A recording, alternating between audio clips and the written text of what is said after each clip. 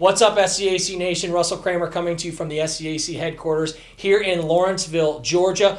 This month we hit a huge milestone. That's right, 5,000 followers on Twitter. 5,000 followers on Twitter. We want to celebrate by thanking you, the fans. To do that, we are giving away exclusive merch, special design 5K shirts all month of October. That's right, this shirt right here. The first winners have already been shipped out. Cheer on your favorite SCAC teams with this exclusive gear. If you're not already following us on Twitter, smash that button right now at SCAC_sports.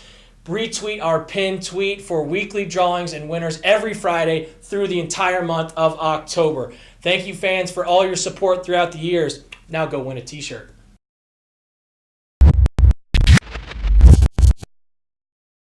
You're watching the SCAC Player of the Week interviews. It's week 7 of the 2018 season. Today we are joined by the SCAC Men's Soccer Offensive Player of the Week, sophomore midfielder Jacob Hallenberger of the Trinity University Tigers. And Jacob, first of all, congratulations and thanks so much for joining us today. Of course. Thank you for having me.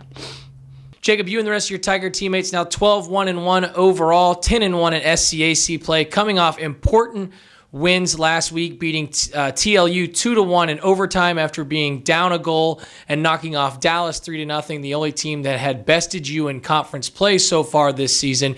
Two different types of victories. I'd imagine both very big for this team's confidence. What was the biggest takeaway from last week, and what impressed you most with those two wins? I think just probably the sense of team that we have, especially going down against Texas Lutheran when it doesn't really happen often, and it did, but it's kind of a testament to just the morale and the culture of our team. And when we do go down, it's like we don't point fingers. We just kind of get on with it and keep the game going, and that's kind of what happened. And in the end, like we knew pretty much as a team that we were going to end up winning that game. We didn't know how. We didn't know who was going to score the goal. It just the way it happened is the way it happened, and I thought it was just great testament to where we're at as a team right now moving forward. Last week, you were outstanding, Jacob, from your midfielder's position, registering a goal and adding 2 assists in the 2 wins, the goal being, of course, the overtime game winner against TLU. Take me through that goal. How did it open up, and what was the emotion following that moment for you? Well, if I remember correctly, Q had Quentin, our holding mid, kind of like broke it up, one of their attacks, kind of in our defensive half, and then kind of sprayed out to Andrea, who was out on the left wing there, and then I just kind of made a run out of the midfield, kind of saw an opening, and then played a great pass, and then kind of just took it from there, and found myself 1v1 with their center back, and then just thought I could go after him, take him 1v1, and get in the box and see if something would happen, and try to get a look to see if I could square it across to one of our strikers who were making some great runs, try to get front post and then to the 18-yard box, and then but just kind of nothing came open, so I just thought maybe have a strike at goal, and it ended up working out and felt good. Definitely a relief because kind of to where we're at in the season right now, and it's kind of crunch time to where we're going into the conference tournament and then NCAAs hopefully, and so it was a big win for us that we really, really needed to have. So it felt amazing to get it. I mean, it could have been anybody, just happened to be me at the time, but yeah. You mentioned, Jacob, as we head down the last couple of weeks of the regular season in this home stretch, we're in the portion of the schedule where you're starting to face conference teams for the second time. What are the challenges of facing a team for the second time in a season? And specifically looking obviously at that Dallas win, what did you learn from that previous loss against that team that helped you pick up that victory this past Sunday? It was mostly motivation, especially because the first loss we had against them, they kind of acted like they won the national championship right then and there. So it was kind of a big motivation just to make sure we kind of assert our dominance, but just kind of make sure like we win the second one and don't drop 2 games in conference play, because that's huge moving forward, especially with the selection committee coming up. So I think mainly just motivation. So when you do lose the first game, that motivation that you don't let it happen again. And then if you do win the first game, then that team's going to be a little bit more adapt to just how you play and the style of play that we have. But that just kind of comes with training and just sticking to how we play and our style of play. And we keep doing that, and big things will happen.